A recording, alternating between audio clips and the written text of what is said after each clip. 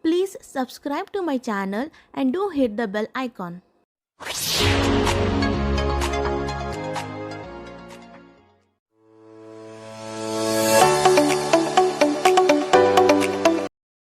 Hello to all dear students. In this video, we are going to discuss another topic of pharmacogenetics, that is phase 2 enzyme polymorphs. Phase 2 drug metabolizing enzymes are commonly referred to as transferases and perform conjugation reactions that add a biochemical compound to a xenobiotic to facilitate its elimination. So we know that after absorption, distribution will be the phase of metabolism. In metabolism, we have got two phases, that is two kind of reaction, that is phase 1 reaction and then phase 2 reaction. In phase 1 reaction, a functional group is added so that the drug is converted into hydrophilic compound and which can be easily eliminated out of our body. But sometimes, after phase 1 reaction, the drug will not get eliminated out. So after phase 1, phase 2 reaction will follow, and in phase 2 reaction an endogenous substance will be added to the phase 1 metabolite so as to facilitate its easy elimination out of our body. So the main role of phase 2 enzymes or phase 2 metabolizing enzymes are to cause elimination of drug from our body. Just like the phase 1 reactions, there are genetic variations in these several phase 2 enzymes that influence the pharmacokinetics of drugs. So we have studied about cytochrome P450. How many variants of cytochrome P450 are there? So many polymorphs are there. And not only cytochrome P450, several other phase 1 enzymes polymorphs are been available, which are responsible for altered response of, or you can say altered plasma concentration of the drug. So similar to them, even phase 2 enzyme polymorphs are available, because of which it will cause altered pharmacokinetics of the particular drugs. So we'll check out few of them. First enzyme is thiopurine S-methyl transferase, abbreviated as TPMT. Thiopurine drugs including 6-mercaptopurine and azathioprine, these are used for their treatment in anti-cancer and immunosuppressive properties. Okay, so the main use of these drugs are anti-cancer and immunosuppression. But along with that, they have significant adverse effect including myelosuppressant. Okay, so this means that when these two drugs, 6-mercaptopurine and azathioprine, when the plasma concentration of drug is correct, they can be used in the treatment of anti-cancer, means for the treatment of cancer and for their immunosuppression property. But when the plasma concentration increases, it may lead to myelosuppression. And why does the plasma concentration will increase? Yes, because they are not getting eliminated out of our body. So our drug thiopurine S-methyl transferase, abbreviated as TPMP, it is mainly involved in degradation of these thiopurine drugs. TPMT polymorphisms account for about 1/3 of the variable responses to MP, that is 6-mercaptopurine and azathioprine. While TPMT alone only explains 1/3 of the variability, other factors are known to contribute, which highlights the challenge and multifactorial nature of personalized medicine to account for intra-individual differences. Okay, so far we know that it causes myelosuppressant and adverse effect because of increased plasma concentration of these drugs, mercaptopurine and azathioprine. And why there is increased plasma concentration? Because the enzyme thiopurine S-methyl transferase, who is supposed to produce phase 2 reaction on these drugs, is failing to do so because of the polymorphism of this particular drug, because of which the adverse effect, that is myelosuppression, is being taking place. But the thing is, whatever myelosuppression, whatever adverse effect is being produced by this particular drug, the reason behind that, the main villain is not only the polymorphs of this TPMT. TPMT may produce myelosuppression, but it accounts for only 1/3. There are many other reasons There are multifactorial reasons because of which the myelosuppression is been taking place by these drugs. Okay, so polymorphism of this drug is a part because of which myelosuppression will be taking place. Sometimes the TPMT is a correct gene, a wild gene, a normal gene, then also myelosuppression will be taking place because of by these drugs. The reason behind that are many other reasons.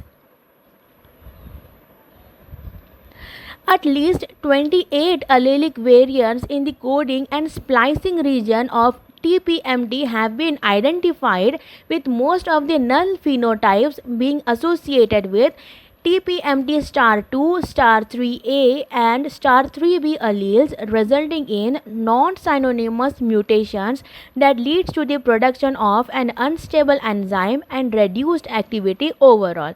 Okay, so these allelic forms, whatever is there, they will produce such kind of enzyme that will cause a reduced activity, and whenever the activity is reduced means it's what is its main role to cause metabolism. So the metabolism will also be reduced, because of which the plasma concentration of the parent drug will be increased. The loss of the TPMT function is present in about 5% of Caucasian population and results in accumulation of 6-mercaptopurine, leading to an increased risk for adverse effects like leukopenia. Although not well understood, variations in the promoter region for TPMT can also account for some of the observed differences in expressions and susceptibility for adverse effect. See, whatever you can see, this promoter region, these all things are related to transcription. See, basically these enzymes, what are enzymes? Enzymes are protein in nature, and for synthesizing protein, what is required? Yes, first of all, transcription takes place, an mRNA strand will be produced, followed by translation. But problem is occurring in transcription only because of a wrong transcription, because of a wrong amino acid, because of these SNPs, a wrong enzymes are being produced, leading to an altered function. The remaining variability may be accounted for with numerous other factors, including some genetic and some environmental. Next, our enzyme is uridine diphosphate, that is UDP glucuronosyl transferase. This entire enzyme is abbreviated as UGT, that is UDP glucuronosyl transferase. UDP glucuronosyl transferase, that is UGT, is a superfamily of phase 2 drug metabolizing enzymes that produce glucuronidation metabolites through conjugation reaction. Like CYP450s, the UGTs are divided into families identified with numbers UGT1, UGT2, etc. and subfamilies identified with letters UGT1A, UGT2B, etc. based on amino acid similarities. Okay, so these enzymes are a group of large families, and because of their large families, nomenclature has been there, and the nomenclature is quite similar to that of cytochrome P450. Like in cytochrome P450, we have a first digit that says about families, then after the digit a letter is there that says about the subfamilies. So similar nomenclature applies over here as well. Drug metabolism is catalyzed almost exclusively by UGT1 and UGT2.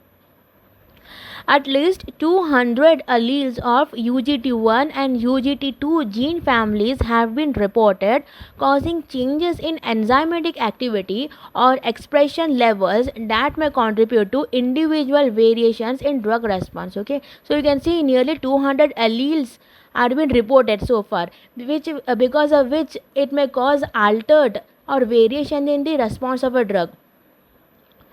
One of the most frequently studied genetic variations in Caucasians is the UGT1A1 star 28 allele, 32%, due to changes in the promoter region that decrease the expression of UGT1A1. The UGT1A1 star 6 allele is found most frequently in the Asian population, about 18%, and contains a non-synonymous SNP in the coding region that results in decreased UGT1A1 activity. The potential effect of variable activity of UGT is dependent on the relationship between parent drug and the metabolite.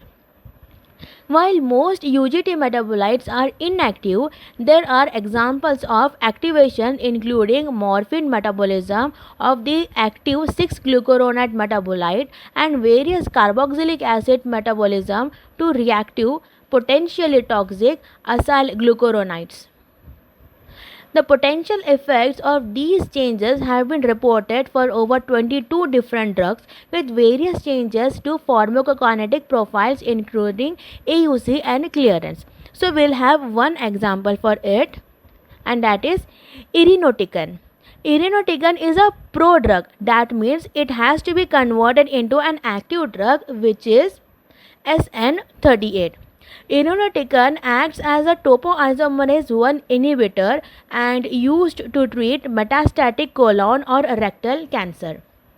Now, SN38 is an active form of the drug, and we need to see in the phase 1 reaction, irinotecan is converted into SN38. In phase 2 reaction, what happens? We need to remove this SN38. So, SN38 so formed, first of all, it is getting inactivated by our enzyme UGT, and then it is mainly cleared off by the biliary excretion. That's it. The accumulation of SN38 is associated with dose and treatment limited adverse effects including bone marrow toxicity and diarrhea.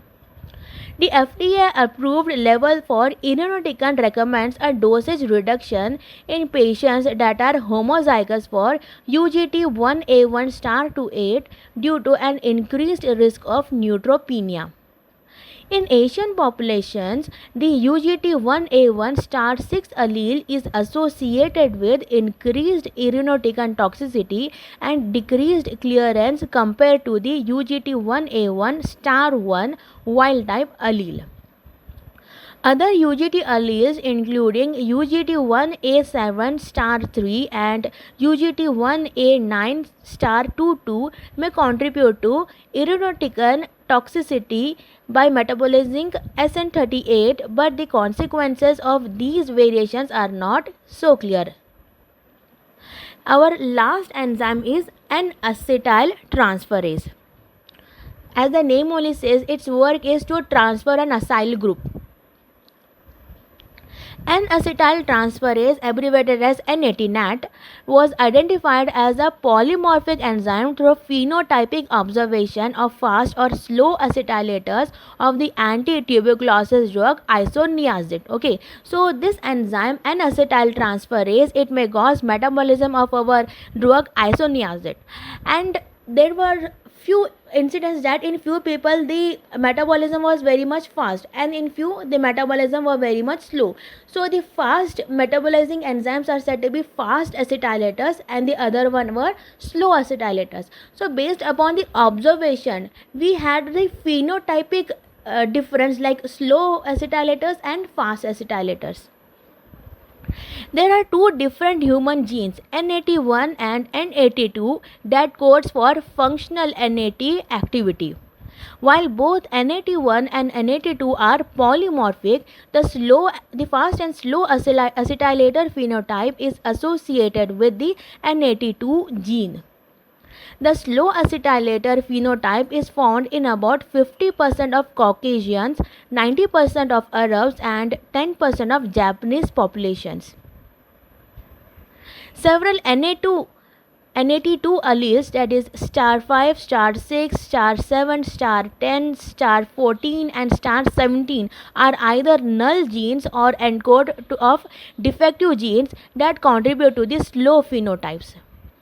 Patients that are slow metabolizers of isoniazid exhibit increased blood level of the drug, which results in an increased incidence of neurotoxicity. Obviously, the fast acetylators will cause a very fast elimination of the drug, that is your isoniazid or any other drug, whereas the slow metabolizer or slow acetylators, they will be slowly metabolizing the drug so that the stay time of the drug inside our body will be more, and when the stay time of the drug is more, means the drug is obviously active and it will start producing its pharmacological action, and the pharmacological action will be moving to toxic actions.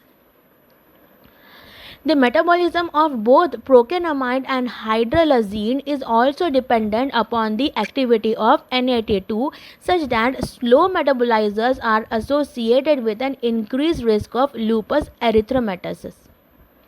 With fast metabolizers, there can also be an increased toxicity of the topoisomerase 2 inhibitor ammonafide, which is associated with a higher incidence of myelosuppression. So this was all about this video regarding the phase 2 enzyme polymorphs. I hope you people found this video helpful. Thank you for watching.